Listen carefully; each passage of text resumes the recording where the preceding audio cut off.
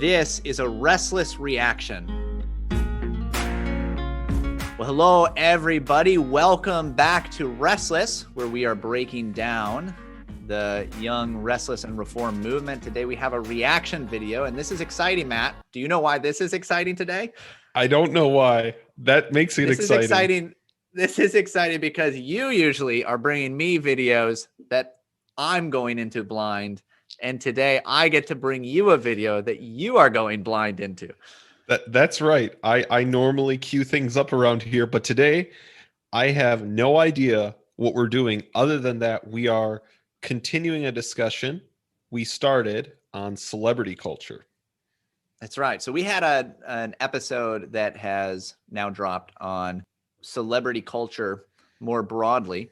And so we wanted to do a reaction video having to do with that topic. And it turns out that we actually have a video from Together for the Gospel. This is from June 16th, 2016 is when it was posted on YouTube. It's called Celebrity Pastor, Indecent Exposure, ? And it is panel number 6 from said conference. So we're going to go in and I'm going to show you clips of this video so that we can respond to it. Having already done our little bit about celebrity culture, we now get to listen to actual celebrity pastors discussing the same issue.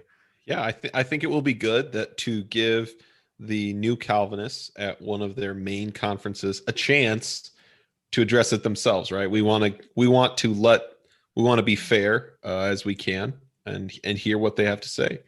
Now, this is interesting. So this is far enough back where you still have CJ Mahaney. So CJ Mahaney is going to be in this video. He's still a major fixture in T4G because nothing has kind of gone on with him. So in this video, we have Ligon Duncan, we have Thabiti Anyabwile, we have CJ Mahaney, we have David Platt, we have Matt Chandler, and they bring on Carl Trueman, a very, kind of well-known critic of celebrity culture and of kind of the big evangelical conference circuit. Yeah. Because just before this is going on, he had been writing about the problems of places like T4G and the celebrity pastor circuit and how it really was not helpful. And he has his criticisms. And so they asked him to come on and actually talk with them about it. And so this is fascinating because Trueman is clearly a little bit uncomfortable. You'll have to go watch the video for yourself if you're just listening to it. But he also has no problem just being the stick in the mud guy saying what is true. And God bless him for it. He plays a great stick in the mud. We will make sure we link to this video in the show notes so you can see it. And we'll try and find at least one of the Trueman articles where he talks about either big evangelicalism or the celebrity pastor. Let me just say before we start, this cadre of people will never sit on a stage again together, ever. I mean, it doesn't have to do with celebrity culture, but our main topic of the breakdown of this group, you just see it because these names will never share a room the way they are in this. And so I have no power to start and stop, folks. We are turning things over to Pastor Michael to guide our ship through this video. Well, let's jump into it. So we're not going to watch the whole of the video because it's almost half an hour long, but I'm going to pick out certain clips for you to react to with me. So let's jump in. Good friend. Seriously, let me tell you what I want to do. I want to begin. I want to talk first with Carl and then with Thabiti about what we mean by celebrity pastors and get to the nub of the issue of what the dangers and the opportunities are. And then I want to talk pastorally about the dangers that brothers face who have an opportunity for wider influence and the dangers that we face in relation to our attitude towards brothers who have a wider influence. That's good. And address this from a serious pastoral. We can poke fun and joke with one another like we already have, but I want this to serve you in that regard. I also want you to understand some of the logic behind why we've done what we've done at Together for the Gospel, because our purposes, in fact, have not been to foster a superficial celebrity culture, but to deeply serve pastors and local churches as best as we can. Let's have a word of prayer and then we'll begin. So this is just how they set it up. Right? Yep. So the two issues that they're looking at is, with the celebrity culture being what it is, there's guys who have what they start talking about as wider influence, and what happens Stage for them. guys. Yep. Right. So the guys on this stage, Matt Chandler, David Platt. And then the other issue that's clearly also a really bad issue is how we react to people that have been given that kind of influence. Again, And the third thing they said was that while it might look like we've created a kind of celebrity class, that was not the goal of Together for the Gospel, which is great. Thanks, Chancellor Duncan. What we'd love to do, if you let us, is to show you a couple of website ideas we have for your business. Oh, of course. okay. Right. So I said what I said. I think we can go straight into the next clip. Let's do it. There's setup. Carl, what is a celebrity pastor? And talk just a little bit about some of the concerns that you raised in the discussion that popped up. I think one of my major concerns is that celebrity pastors have to wear these Britney Spears microphones. That's vaguely ridiculous. I think we live in a world that the Western culture is celebrity culture. Now, you can argue about the fine points of definition there. The way though I would use the term is that we tend to invest peculiar power and authority in specific individuals, even outside of their own sphere of competence. Hollywood is a great example that you have these Hollywood actors who are very competent actors, but around about election time, they're pontificating on everything from global warming to the economy. They're more or less incompetent in these areas, but we put this huge authority and power we invested in them. I think that knowing that society, or that our culture is set up to receive the big individual in that way, places an onus on the church to be very careful in how it presents the influential figures within the church. And now I bring it back to a sort of very specific issue for me. I teach at Westminster. I'm also a part-time pastor, but my primary call is to teach men for the ministry. And one of the things that's concerned me over the last couple of years is when I ask students, who's been the most influential preacher in your life?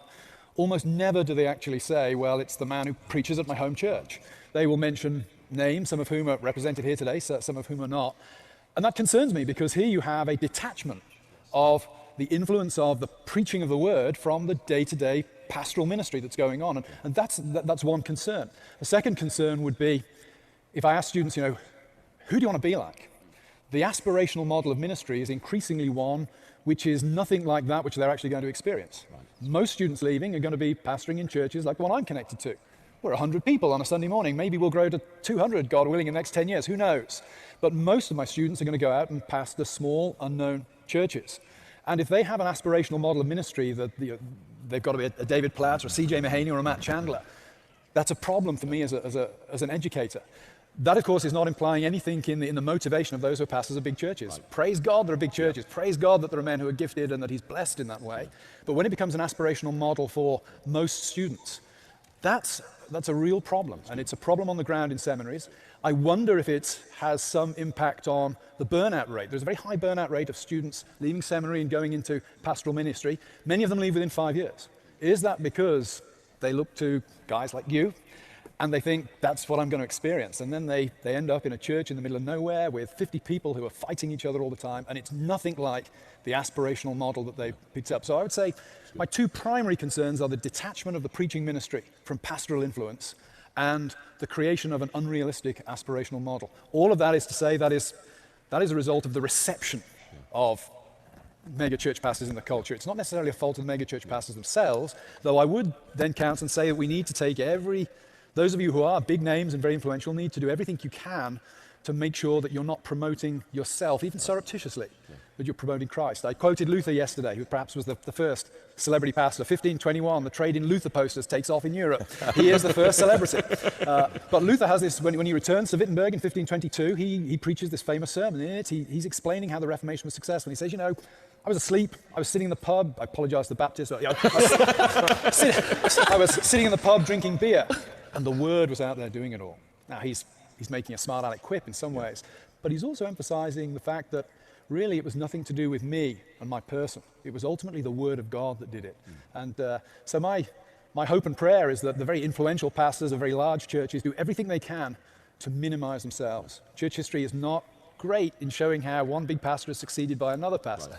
And I suppose if I can add one last point as well, the aspirational model, I think, connects to the intrusion of worldly categories of success. as opposed to faithful categories. When Paul So That's this is gold. laying it out. Hallelujah. Yeah, isn't that good?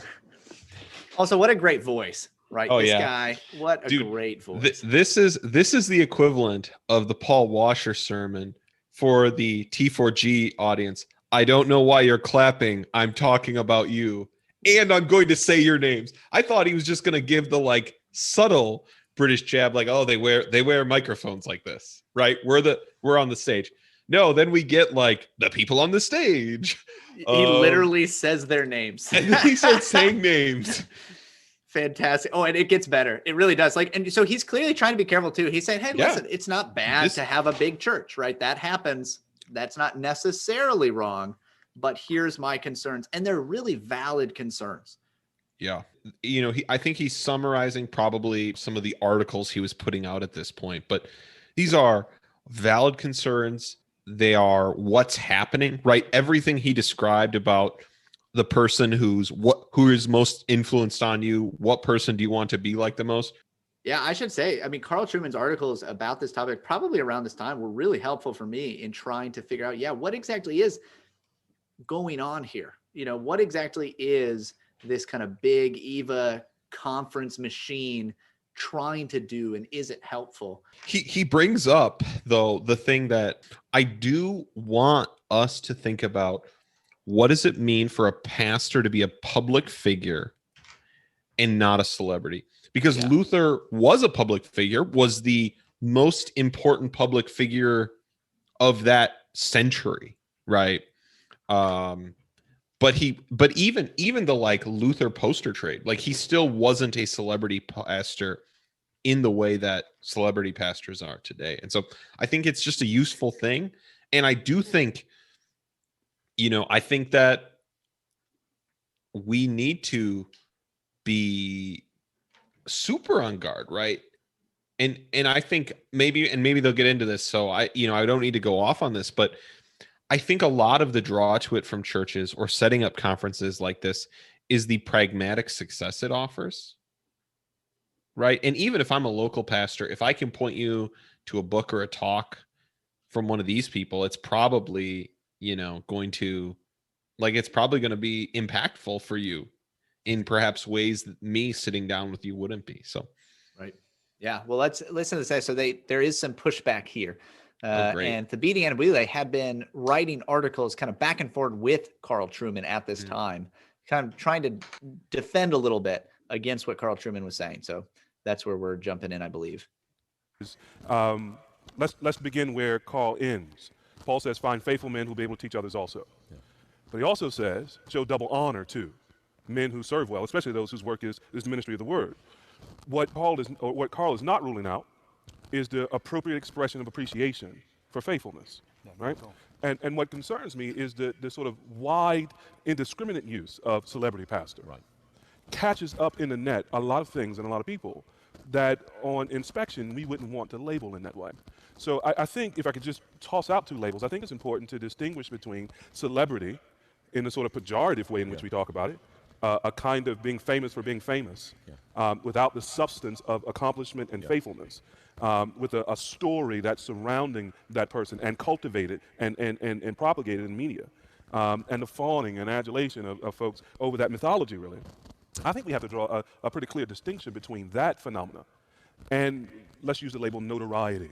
Because the other thing that Carl is not saying is that celebrity equals being publicly known. Right. He's been very clear in that. Yeah. And so there is a proper notoriety, whether it's in the local church context or whether it's in a wider context, wherein persons who have been faithful, whether it's in their writing or their preaching or just steadfastly loving their wives and their children, so on and so forth, there is a notoriety that grows up that isn't about myth-making, it isn't about story-making, and it isn't about sort of publicity seeking in order to sort of receive celebrity, that I think we want to be careful to sort of actually recognize, identify, distinguish, protect, and in appropriate ways, and that's part of the discussion, in appropriate ways, honor. And so that was sort of my interaction on the point. That's very helpful. Is that helpful, Matt? I don't know. I think he, at the end, is sort of drawing the distinction I'm asking about, what the appropriate way to be a public figure versus a celebrity is. But what does that have to do with showing honor? If he's agreeing with the point I just made before we watched that video, he's doing it in a way that makes me want to disagree with him. Yeah, we'll see. So they're gonna start throwing it out to David Platt, Matt Chandler, who, especially at this time, I assume that they're still in this position. I don't actually follow them, so I don't know if they're still in the same point. But like, these are like the biggest of biggest new Calvinist churches. But yeah, this statement about the showing honor, right? Again, Paul isn't even talking about himself, right? If we think in the early church, who would have been the closest figure to this kind of figure? Paul would have, right, to the early church, right? Which is why Paul in Corinthians tells them, I'm glad I didn't baptize any of you, right? You can't claim me. The honor he's talking about are to, like, right? Why does he have to say this is double honor? Not because I naturally adulate, but because my faithful pastor who loves his family, meets with me, cries with people who need it, preaches faithfully, the world shows no honor to him. And that's the person I'm being commanded to honor. I'm not being commanded to honor anyone on that stage, unless they happen to be a shepherd, right, in my life, right? That's a good distinction, right? So there's almost the implicit idea in what Anyabwile just said, that showing double honor to those, in the context, it's to those who labor in preaching and teaching. That must mean that you need to show that honor to all pastors indiscriminately if they seem to be faithful. Some of them deserve celebrity, is kind of what he's saying. Some of them deserve notoriety. Well, and the context of that passage, that really the double honor is actually like physical provision, right? Exactly. So it's not just honoring them for their status, which you're supposed to do with all elders, but also there are some who are set aside. It's a teaching elder, yes. That's right. You should give double honor to, in that you should provide for their physical needs so that they can labor in this way. And obviously, you wouldn't say, well, we should be tithing to Matt Chandler's church because he's doing a good job. Right. All right. Let's throw it out to jump into some of the celebrity pastors. The biggest ones. So I want to say one thing about the aspirational point that Carl made that's very good. When Mark and Al and CJ and I wanted to put... this is Ligon Duncan explaining their purpose in creating Together for the Gospel. So in my read of this, he feels a little bit like the shots are coming at him and the Together for the Gospel guys, because the only people on the stage are celebrity pastors. It's a gathering of celebrity pastors. It's a gathering of what we would call celebrity pastors. They're well known, they're high profile, and they're not just regular little guys. And I don't know if it's here or if it's going to be a little bit later on, but Carl Trueman straight up is sitting on a panel with all these guys who are invited to these things. I bet he was never invited back again. And he literally says, why do you do it this way? Like, you could have some of you celebrity pastors and you could invite some really faithful, regular pastors. So why don't you do that if this is your goal? So we'll listen and see. We have the breakout sessions for those guys. No worries. We have the breakout sessions. That's right. So let's see this. Put John Piper in front of you 8 years ago. Started dreaming about that leading up to 2006. It was not because he was a celebrity. It was because he had spoken the truth of God deeply into our souls. He was a faithful pastor, and God had given him, for which we praised the Lord, a wide influence of a helpful and a biblical sort in evangelicalism. Yes. And we exulted in that. Yes. We did not intend to say to a brother who's pastoring a 65-member church, you're nobody, he's somebody. We wanted to encourage that brother in his faithful ministry in that 65-member church to do it with zeal and with joy. Exactly. And we simply wanted to serve him in that. Exactly. And I know that's John's heart. John wants to make nothing of himself unless he can use what God has put into his hands in order to serve a larger, more important service. And so I would want people to know that. Yes. The aspirational thing still is an issue we have to deal with. Yes. But that motivation is very important for me to convey to you. Yes. He does seem like a little bit like he got shot. And this is when I think that that Trueman jumps back in on that. They have all the best intentions and still mess up there. Yes, But I mean, yeah. the conference exists to dissuade people from aspiring to a celebrity pastor. The conference exists to honor ordinary pastors as doing the most important and difficult work. That's so why good, this CJ. conference exists. No, obviously I don't do this a lot because I would have noted down what exactly each of these clips says. No, so they're defending T4G, right? They are defending T4G, saying we exist to help the regular, ordinary pastor. And Trueman is going to come back and say, then why don't you put them on the stage? You are not supposed to want to aspire to be on this stage. That is it's strange. Yes.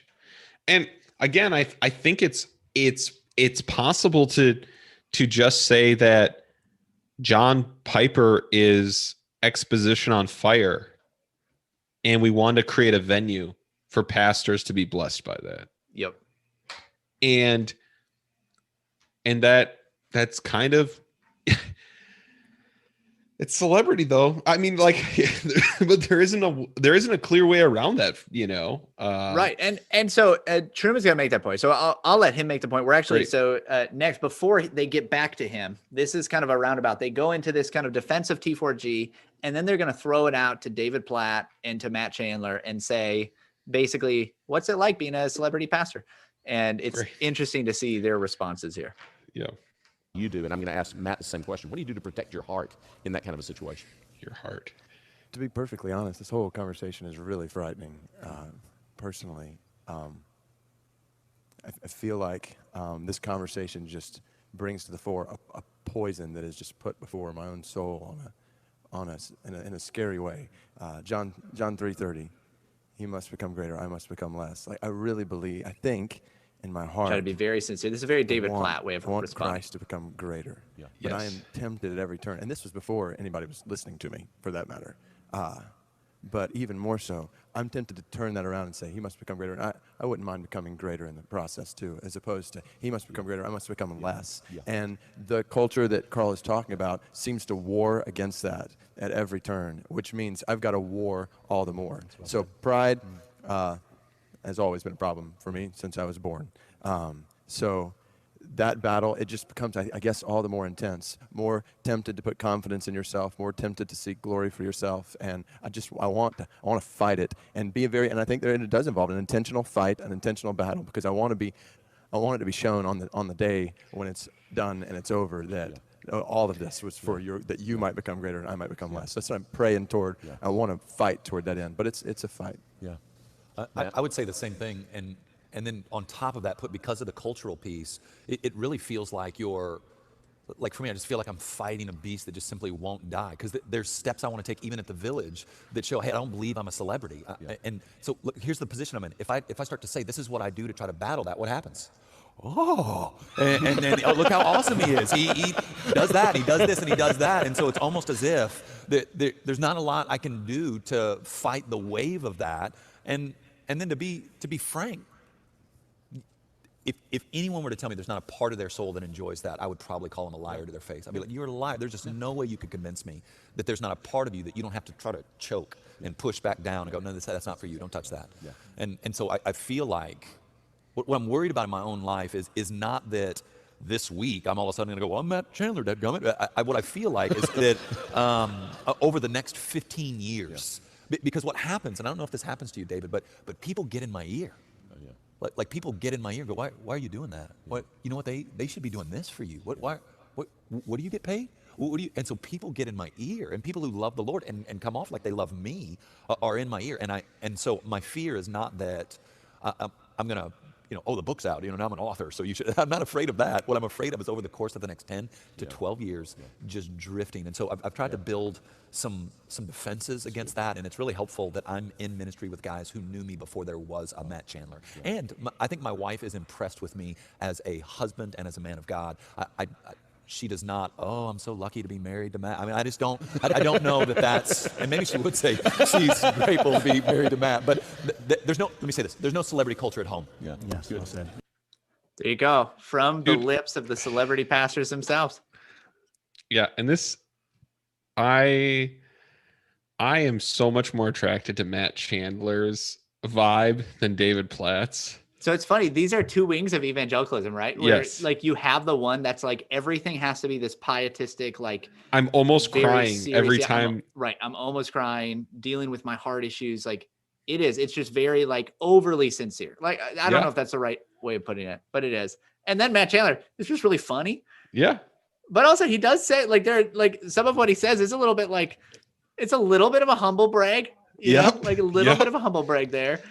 In the process of talking about how, you try to, clamp down on some of this, you're also talking about how part of you likes it. And you're also talking about how you have a book out and you don't get paid enough. And let's just say thank you, Matt Chandler. Yes, people like it. Yeah. Right. Like, can we just, yeah.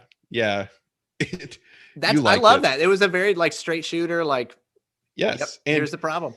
And again, right, he says, I don't believe I'm a celebrity. That's obviously not true based on the rest of his answer. He understands. Yeah. He's not dumb. He understands. Here's the last thing he said that I think is the actual like thing they feel. It's because the celebrity and the culture in the church is weird. And what I mean is when he says there's no celebrity culture at home. Yeah, your kids don't care. Like they don't. Your wife, I believe him about that. He also can go, in public and nobody's like, it's Matt Chandler or right. Like nobody does that. Nobody's doing that with any of these people. And so, nobody cares. But so most of their life, it's, I'm a guy named Matt. I'm a husband named Matt. I'm David, right? Like, but what it ignores is that in the people that this has impact on, it is deep and it is real. The people at this conference, this is it. This is a big deal. You've had experience talking to people. I've never personally been to a T4G. I know people who have done everything they possibly could to get to a T4G. Like, I have to get there. And they like the way that they talk about like ascending this mountaintop of like spiritual maturity that is T4G and like being there and like God is really working here, like as opposed to anywhere else, like God is really working. And this is what's great. I love so much about Carl Trueman is because I have one last little clip from this to show you. And this is what Trueman just is, an OPC stick in the mud. You're saying all this stuff, but why don't you do it? And here's what you could do. And basically he just puts up a challenge. And the reality is I don't think that they've ever done it. I was going to make a comment about something that a conference like this could do. Having been an administrator at a seminary, I understand how money works. I understand the need to raise money. I look at this stadium and I think, if you're going to get a couple of us OPC guys in here to headline, you're not going to fill this stadium. I am pleased to see that the OPC is into pest control up there, though. You put up on the poster. But it might be pest control since 1972. That's what we've been doing in the OPC.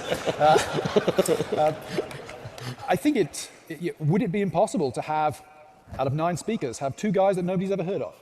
Okay, I'm one. To come and speak. Guys from churches of 100, 150, 200. There are good preachers out there in churches that size. Good preachers. Is it possible to have a couple of slots in the plenary sessions devoted to guys like that so that the message is sent out that, we don't just, if you like, patronize ordinary pastors by talking about them. We give them platform space as well. And there are different aspirational models of ministry out there. Brutal. I mean, and he does it with a little laugh and a little joke. And so like he comes in nonchalant, but man, that is, I would call that devastating to the entire model that they've been talking about the problem of celebrity and how they don't want that. And all that they're about, everything that they're about is encouraging the regular pastor, but also we don't want someone like that on the stage with us. Right. And Dr. Ligon Duncan does not count. Right? Yes. That's, it's a wonderful self-effacing move, but it's a joke because obviously it's not true. Right. Like the fact that he says that with a smile and like, yep, no big deal. Like it's because it's obviously not true. And everybody knows that. Yeah. So you watched the whole video to pick the clips. You really got most of it. I mean, that is the vast majority of it. Do they understand do they understand the problem? So I was just trying to look up the past lists of those who have spoken at a T4G, because maybe it's possible that they did listen to this. Because if I'm honest, I've not paid that close attention for a long time. I used to, right? I used to listen to all of the main, speakers and everything from the conference once it came out. But it does not seem to me that the actual issue at hand is dealt with, but they know that the issue is there. They are, you see it in those clips, right? They are aware. They're trying to defend themselves. And when Ligon starts defending himself a little bit, defending T4G and why they do stuff like bring in a John Piper and why they wanted to do that, when he's defending himself and he's clearly a bit worried, right? He's clearly concerned, like he clearly feels almost attacked, which he is. I mean, Carl Trueman has outright, even on the stage, but even before this, like he has been attacking the whole model of a T4G type, like the whole idea of conference circuit Christianity. Like, why does this matter? Why would you do this? This is a whole instead other of episode. focusing on the local regular ministry of the church. And the fact that he feels attacked and the others try to defend what's going on, they know that this is a problem. This is why CJ Mahaney has to come in and say, well, the purpose of this was never the celebrity. It was always for the regular, ordinary pastor. And this leaves them wide open for Trueman. And I don't think that they probably thought he would do this, honestly. I think probably, I'm not trying to like get at their motives, but just as like a normal human reaction, it's, hey, if we get this guy on the stage with us, he's obviously not going to say anything that will outright embarrass us and destroy our whole model of this conference. And Trueman, in a very sincere, kind of, fun way, he does it. He says, if this was actually what you were about, then you could bring in a couple of regular pastors who you guys probably know. You probably know just regular everyday pastors of small churches. And if you really wanted to help those not just aspire to celebrity, but aspire to just loving the local church, you could bring those guys in. And the fact that you haven't, like, that shows something about the whole model. And yet Trueman's understanding, right? Again, you wouldn't have a massive conference if it was all those guys. You just wouldn't. And that's understandable. Trueman, there's a lot we could say about it. I think he models wise polemics here. Totally. Yes, very much so. He is doing it well, because it is brutal, but it is still done in a way to build up the body. That's right. In whatever format that is. Let me say something that, as I think about this is again where we just see this is evangelicalism, because evangelicalism is we have good intentions and we're trying to do something good, right? I have good intentions. I think lots of pastors will enjoy, right? Like, this will be their vacation, getting to hear John Piper. Right. And you could put in whatever conference you want, T4G, the Gospel Coalition, whatever John Piper's one is, like, that pastors will be helped and enjoy these things, right? And are, right? They actually are. That is true. Like that does happen. Yes. And it becomes this, I have these good intentions and I've come up with an idea to do something, right? I have a few questions about where to maybe leave our conversation. So one is, right, if this is designed to help pastors, is there another way to do this? Is this what pastors need? I'm asking the pastor. Right. No, that is a really good question. Right. And I think that this is why the whole conversation is even happening. Is this actually beneficial to be constantly bringing people together to what, even if it's not your intention, what the outcome is it does continue to kind of just lift up certain profiles, certain men.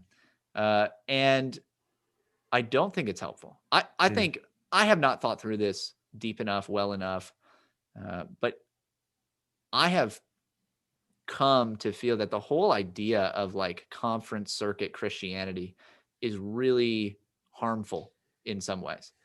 And it's always this, right? There has to be an event, right? The way God works is through events. It's a kind of like maintaining a kind of revivalism, right? Right. You have to go to Yes, there it a is. camp. You have to go to this conference.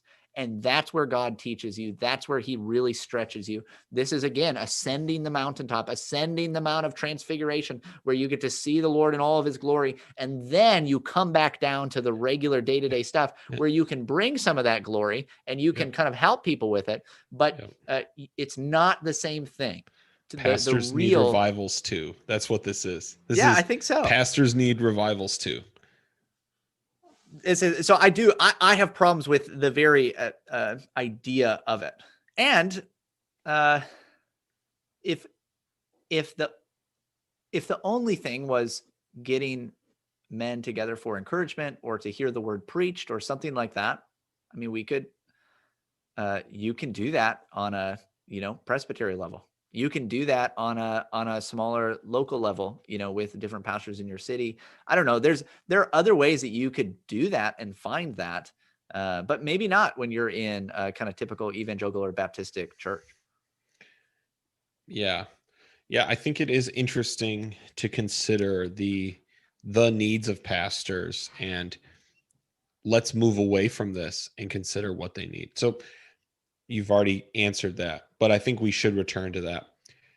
I have another question for you. What do you aspire to as a pastor? Yeah, I suppose I would just want to say, I mean, I aspire to faithfulness, right? Just faithfulness. I just want to be faithful, whatever that looks like. I'm just thinking in my head about CJ Mahaney saying that, and I understand that there are issues. I'm not like a well-known figure or like a personality that it's like, man, my church is just growing like crazy because everybody thinks I'm really great and funny. That's not happening. Right. So I'm not one of these guys. And so I understand that maybe, because I'm not in the position, maybe, this is not as insightful as I think it is. But if you have a church, let me give an example. Our church here in La Crosse, Wisconsin, we could probably have, I don't know, 200 people, maybe. Like we could squeeze 250 people in, like to the size of the church. And that was intentional, actually, when it was built. I've been told by those who were here, I was not here when it was built, but I was told by those who said when we built it, we built it with a particular size in mind, thinking if we ever get close to, needing a bigger building, we'll just plant a church, right? We'll just send people out to start another church. And this is something that we'll do another reaction video sometime of the multi-site church conversation between Mark Dever and the two renegades of the Gospel Coalition, James McDonald and Mark Driscoll. But it seems like there's this same idea, right? Where you have this giant church and more people keep coming. And the only answer is, well, we just keep doing that, right? We just keep adding, we just keep growing. Because it's helping people. Because again, the motivation, it's helping people. People are coming. People come that maybe wouldn't otherwise come because it's a big church or something like that. But there are ways that you could actually spread it out, like make sure that, there are other churches in other places. I don't know. I don't know if I'm really clear in what I'm saying, but I do think that there is something broken in the whole way that it's viewed from the start. And so, yeah, I mean, aspirationally, you should aspire to be faithful, whatever that looks like.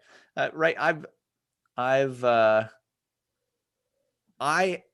I could do a lot of different things with my life.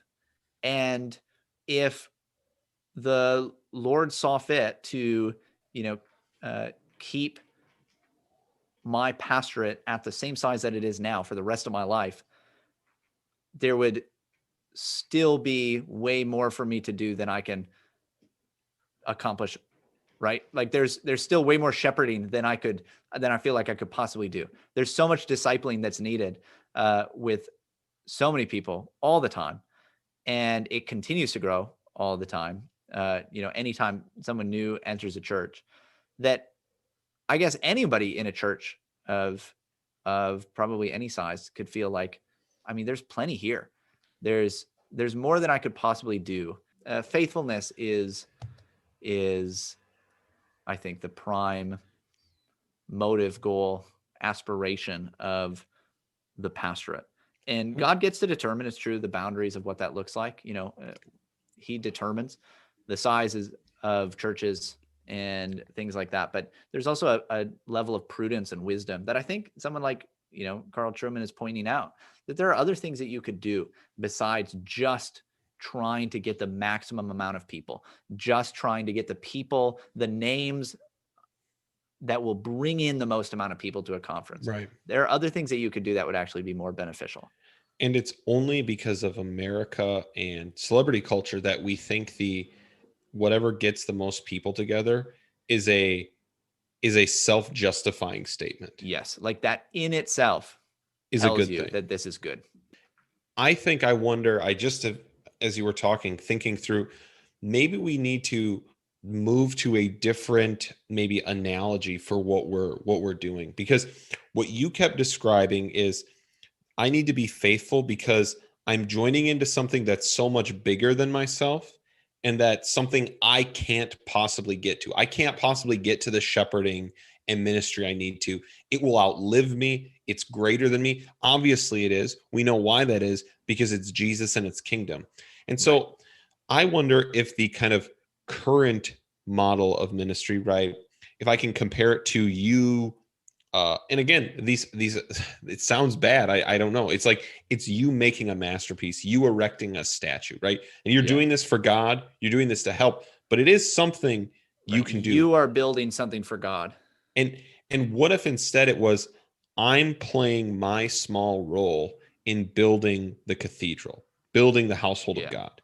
Because if you think about how these were done throughout Europe, and throughout the Byzantine Empire, many times these took generations.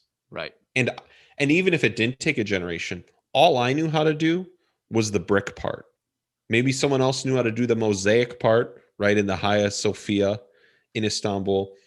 But I knew the one thing I was supposed to do. Right. And I could just do that every day. And it was going to become something that was so much greater. And I played a part. I was used, right? I was used by God in that small way. But it wasn't because I did so much. It wasn't because I did everything. It was because I did what I was there to do. Yeah. Is there a difference here between building God's kingdom versus building your kingdom for his kingdom? Thanks for joining us for another Restless reaction. If there's any special video or audio clip you'd like us to react to, please send it to us. We are interested in the good, the bad, and the ugly. Please rate and review this show to help other people find it.